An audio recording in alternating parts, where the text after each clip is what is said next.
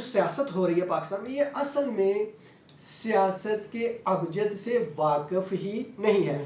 ان کے اندر شہوت اقتدار ہے جو ان کو یہاں پر لے کر آئی ہے. اگر ان کا ہدف اور مقصد جو ہے وہ سیاست کرنا ہو تو خدمت کرنا ہو تو پھر یہ کم سے کم پاکستان آسودہ حال تو ہونا چاہیے. جو پستی اور ذلت کی سیاست کو ہم نے اپنا شعار بنایا ہوا ہے, اگر یہی ذلت سے نکلنے کے لیے عزت کا شعار اپناتے ہم بھی کامیاب ہوتے ہیں, ہماری عوام بھی کامیاب ہوتی. پاکستانی سیاست کا بدلتا ہوا منظر نامہ اور ملکی حالات کے پیش نظر قوم اپنا مستقبل کس کے ذریعے سنوارے گی؟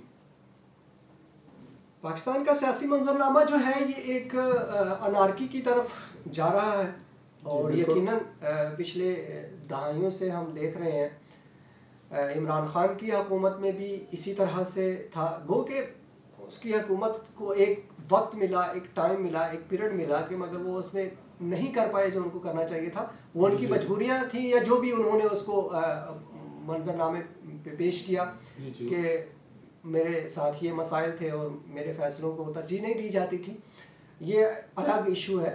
لیکن جو سیاسی انارکی ہے نا ملک کے اندر وہ یقیناً ایک بہت بڑا خلا ہے. میرے خیال سے پاکستان کو, پاکستان کی عوام کو, پاکستان کے حکمرانوں کو میں یہ کہتا ہوں کہ یہ جو ہے نا جو سیاست ہو رہی ہے پاکستان میں یہ اصل میں سیاست کے ابجد سے واقف ہی نہیں ہے. ان کے اندر شہوت اقتدار ہے جو ان کو یہاں پر لے کر آئی ہے. اگر ان کا ہدف اور مقصد جو ہے وہ سیاست کرنا ہو تو خدمت کرنا ہو تو پھر یہ کم سے کم پاکستان آسودہ حال تو ہونا چاہیے. اب آسودگی کس نے لے کر آنی ہے؟ حکمرانوں نے. اب حکمران ہمارے اوپر جو مسلط ہوئے ہیں آیا کہ وہ واقعاً جمہوری ہیں یا ان کو لا کر بٹھا دیا گیا ہے, ٹھیک ہے. اور اگر ہم یہ سمجھتے ہیں کہ جمہوری ہے تو پھر جمہور جو ہے وہ اتنی خوشحال کیوں نہیں ہے, اور اگر ان کو لا کر بٹھایا گیا ہے تو پھر یہ صحیح طریقے سے اس کو رسپونڈ کیوں نہیں کر رہے, صحیح طریقے سے اپلائی کیوں نہیں کر رہے. اور یہی وہ خامیاں ہیں سیاسی اور سماجی ہمارے حکمرانوں کے اندر کہ جو پستی اور ذلت کی سیاست کو ہم نے اپنا شعار بنایا ہوا ہے. اگر یہی ذلت سے نکلنے کے لیے عزت کا شعار اپناتے ہم بھی کامیاب ہوتے ہیں, ہماری عوام بھی کامیاب ہوتی. آگے آپ نے سوال کیا ہے کہ عوام اس کو کہاں پہ اپنے آنے والے کل کو کہاں پہ تلاش کریں. سب سے پہلی بات تو یہ ہے کہ اس کے ہاتھ میں, یہ اپنے ہاتھ پہ تلاش کریں. بالکل. جب آپ اپنے ہاتھ کاٹ کر دوسروں کو دے دیتے ہیں نا تو پھر ان سے توقع رکھ کے بیٹھے رہنے سے بہتر یہ ہے جب آپ اپنے ہاتھ کاٹ کر دوسروں کے ہاتھ میں دے دیں گے تو پھر آپ ہاتھ ہی ملتے رہ جائیں گے, کیونکہ پھر آپ کو ایسا ہی ہوگا. آپ اپنا مستقبل, اپنی مدد آپ کے تحت کیوں نہیں دیکھتے؟ ہمارے ہاں ٹیلنٹ کی کمی ہے نہیں ہے, شعور کی کمی ہے, اس کا کہیں گے یقیناً کمی ہے. کیوں؟ اگر ہم باشعور قوم ہوتے تو ایسے حکمران ہمارے اوپر حکومت نہ کر رہے ہوتے. ہمیں ہماری بے شعوری نے یہاں پہ لا کے کھڑا کیا ہے. اگر ہم اپنا مستقبل سیاسی طور پر بنانا چاہتے ہیں, دیکھنا چاہتے ہیں, تو سب سے پہلے عوام کو اپنی طرف دیکھنا ہوگا. اپنی طرف وہ دیکھنے سے مراد کیا ہے؟ آیا ہم آئینے کے سامنے جا کر کھڑے ہو کر خود کو دیکھنا شروع کر دیں؟ نہیں, اپنے ملک کے سیاسی منظرنامے کو دیکھنا ہوگا. اپنے ملک کے اندر ہونے والی تعلیمی, سیاسی, سماجی, مذہبی سرگرمیوں کو دیکھنا ہوگا کہ آیا سب سے بڑا جو آپ کی جو کریم تھی یا قوم, آپ سوال تو ویسے بڑا معنی خیز ہے لیکن اس کے جواب میں یہ ہے کہ جس قوم نے جن کی طرف دیکھنا ہے نا وہ ان کے نور نظر نہیں ہے. ان کے نور نظر کون ہے؟ اب اس قوم کا, اور اس قوم در حقیقت نوجوانوں سے ہوتی ہے, ٹھیک ہے. اور آپ کا نوجوان تو ذہنی طور پہ بھی منتشر ہے اور تقسیم ہے. تقسیم کس حوالے سے ہے؟ سیاسی حوالے سے تقسیم ہے. کنفیوز کس لیے ہے؟ کہ آپ کا نوجوان کے اندر ڈیسیژن پاور نہیں ہے, فیصلے کی قوت نہیں ہے.